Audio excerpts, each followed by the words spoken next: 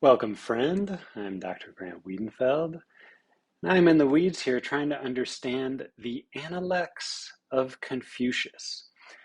So I'm going to give you a little bit of background and then 5 key themes that I think are relevant to film theory. So this is not a book about the arts, it's about morality and governance that talks about the arts and ritual in passing.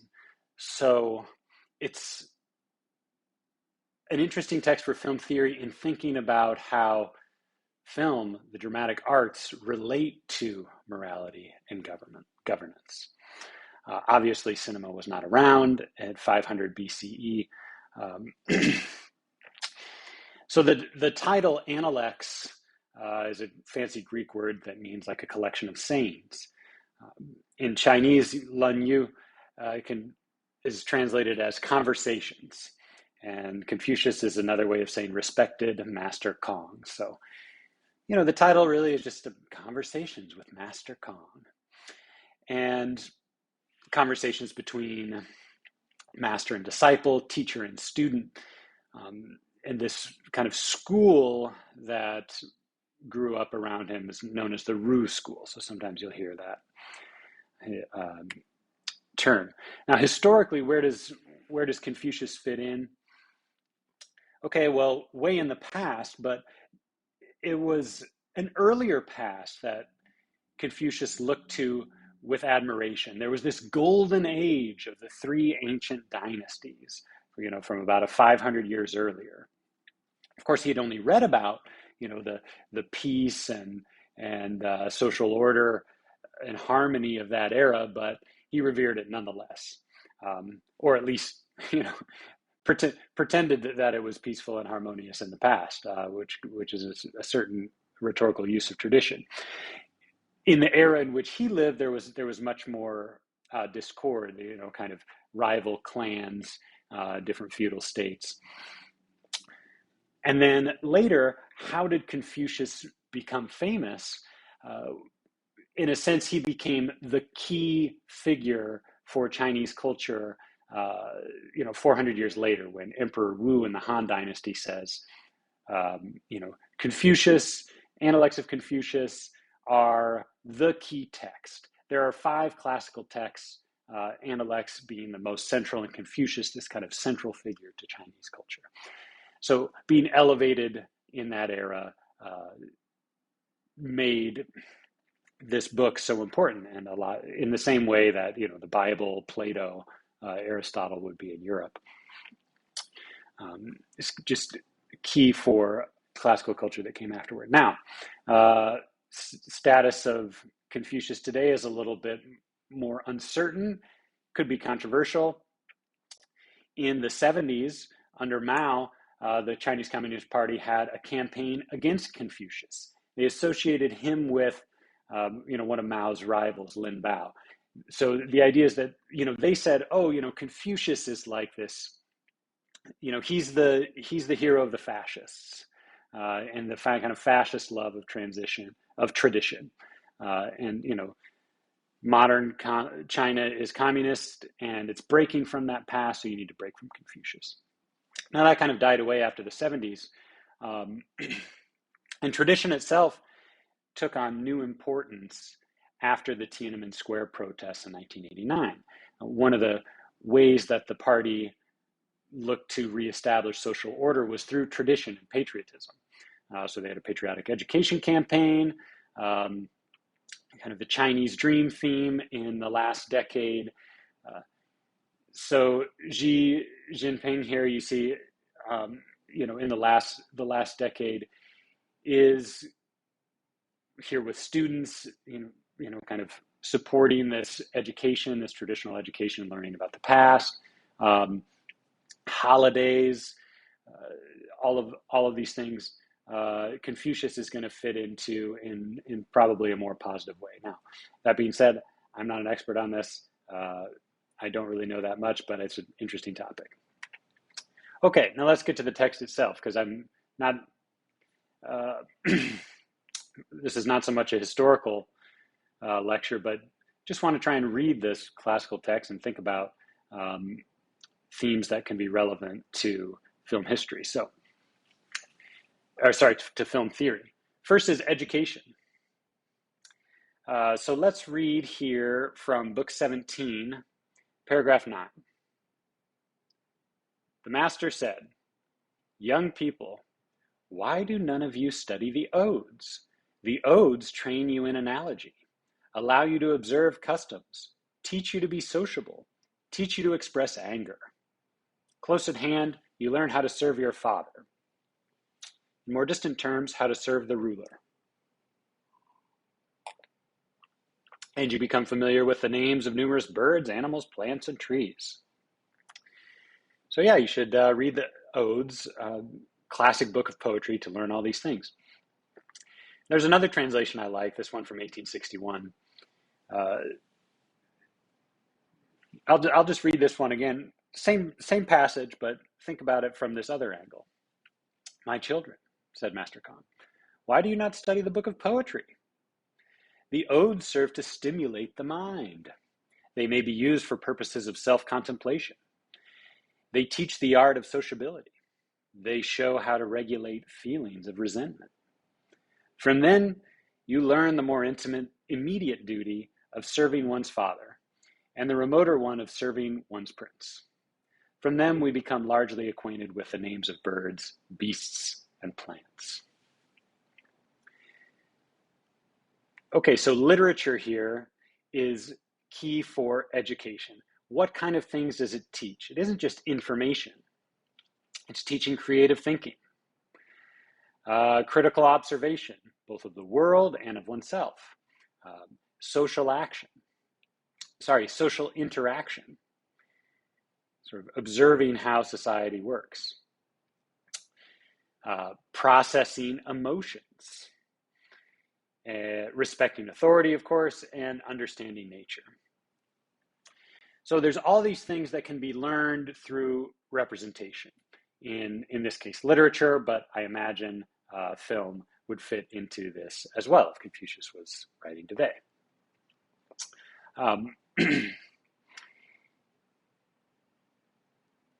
The last thing I want to say about this theme of education is, if you think the arts, their main purpose is education, then that changes the kind of movies you make and what they're about. You can see from these values of what people are learning from the odes, if you're going to make something new, it should have true, accurate representations of social interaction and of nature. I don't think Confucius would be into fantasy. He says it's teaching people about the world. Maybe fantasy could teach people about social interactions and not about nature, but interesting question. And of course, respectful representation of figures of authority. Probably not going to like movies where, fathers and the government are, being attacked. But then again, I don't know. Maybe Confucius is from a traditional era who would be different if he was in modern era. Okay, next theme: social order. We've already seen from the respect for authority that theme. There's another passage that I want to point out in which he's going to contrast different ways of ruling. So first, this is in book 3. From the top, the master said, "Conduct government in accordance with virtue, and it will be like the North Star standing in its place, with all the other stars paying court to it." This is a lovely metaphor. So the North Star, the Pole Star, and the Little Dipper is the one that doesn't move in the sky, that all the other constellations and stars rotate around it. And he's using this metaphor to say, if you rule with virtue, with morality and honesty, then all of the subjects in the land will, follow that order.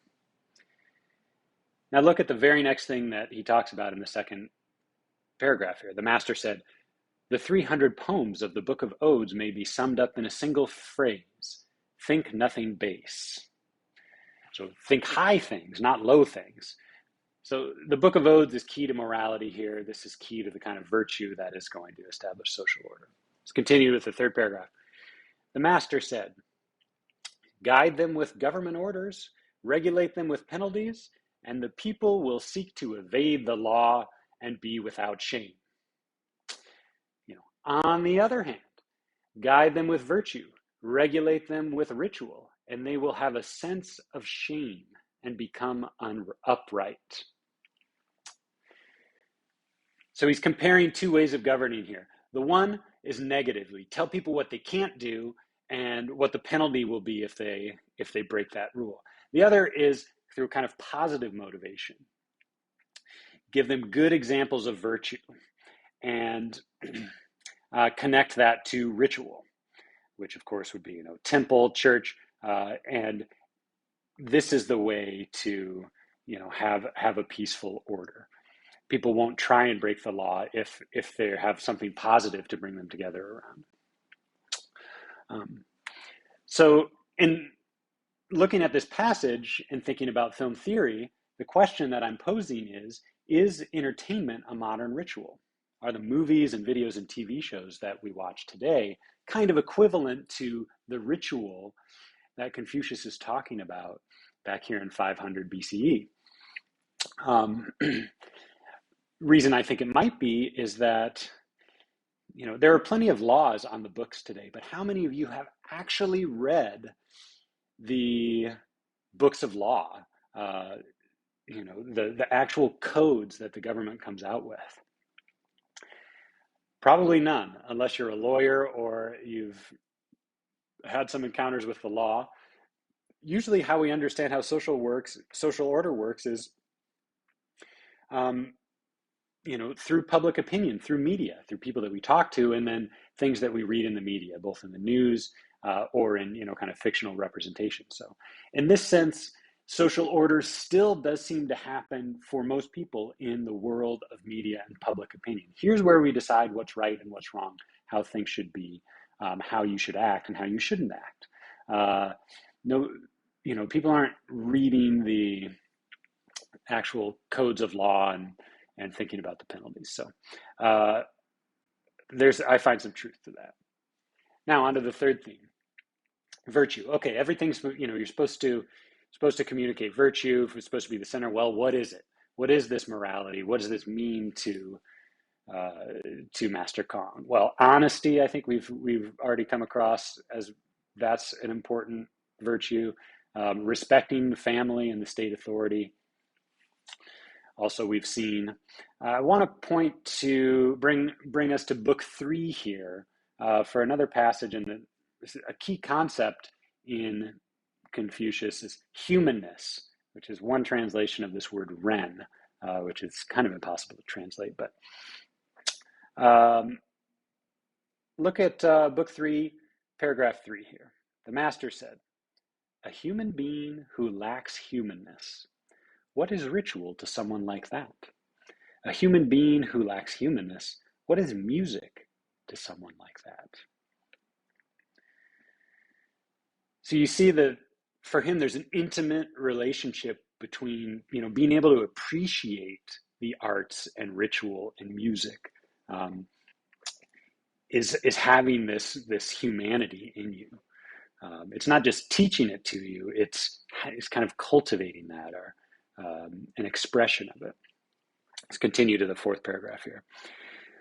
What is basic in ritual? The master said, a big question. In rites in general, rather than extravagance, better frugality. In funeral rites, rather than thoroughness, better real grief. So the other aspects of virtue I see here are moderation,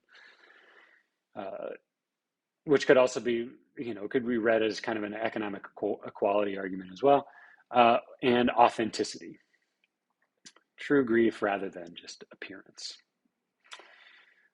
One other passage I want to bring up that explains humanness a little bit more or fills out the concept is in Book 17. Zizhang asks Confucius about humanness. He says there's 5 things. Confucius said, I'm in paragraph 6. Courtesy, tolerance, trustworthiness, diligence, and kindness. Be courteous and you avoid disrespect. Be tolerant and you win over the multitude. Be trustworthy and you are trusted by others. Be diligent and your work will go well. Be kind and you will be able to employ others. Okay, so humanness seems like every good virtue, but this fills out a little bit of what he thinks is key to the arts and what's being transmitted and cultivated. All right, penultimate theme, harmony.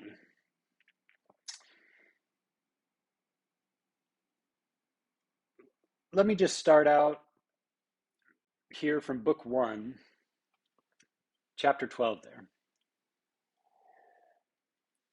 paragraph 12. Master Yu says, what ritual values most is harmony. The way of the former kings was truly admirable in this respect. So let me jump to another passage and point out that harmony is not uniformity. This is why I think it's interesting. Because lots of times when you think about education and respect for authority, it sounds like this is going to be a very boring kind of artwork, that it's just going to be, this is how you have to act and no other way. It's just going to be, kind of commandments telling people what to do. Well, when you read about the importance of harmony here, that sounds a little bit different. So book 3 here, let's look at paragraph 23. The Master Kong, speaking with the Grand Music Master of Lu, said, music can be understood in this way. The players first in unison, then freely harmonizing, playing separately or carrying on from one another, and thus the piece is completed. Okay, so this sounds a little bit more like jazz.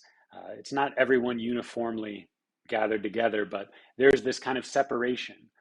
There is, different parts who have a certain autonomy within the whole.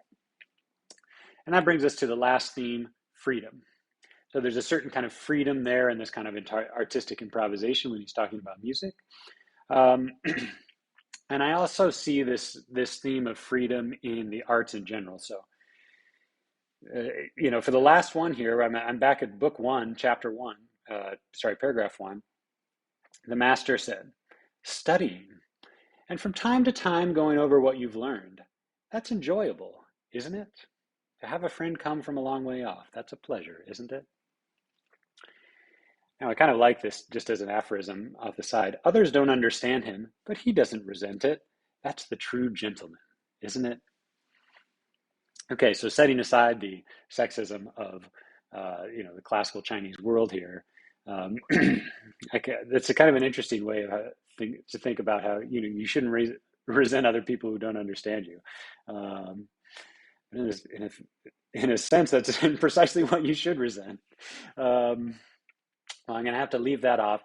And the reason I brought this passage up is because he doesn't characterize education here as something really strict and disciplined. And, you're memorizing and exactly what to do. Listen to the way that it's conveyed here. Studying and from time to time going over what you've learned. That's enjoyable, isn't it? So there's a freedom here in this kind of education. There's a pleasure in it. And we'll see this idea elsewhere, that what makes the art special is it's a way of educating through pleasure, rather than through that kind of strict discipline. Now, there's one last paragraph I want to look at here in the same page down at the bottom, paragraph 6. The Master said, young people should be filial at home, brotherly with others, circumspect and trustworthy. Let them act kindly toward the populace in general and befriend those of humane character. If after all those moral obligations, they have energy left over, let them study the arts. So here is freedom in a different sense. The arts are associated with a certain privilege to do something that's beyond your normal duties, the normal necessities of work and and family obligations that you have to carry out. It's something beyond that, this sort of free time. And of course, in terms of class, and this would have been true in the ancient world all over, you have to be of the noble class to have that freedom and the free time and the education to study the arts.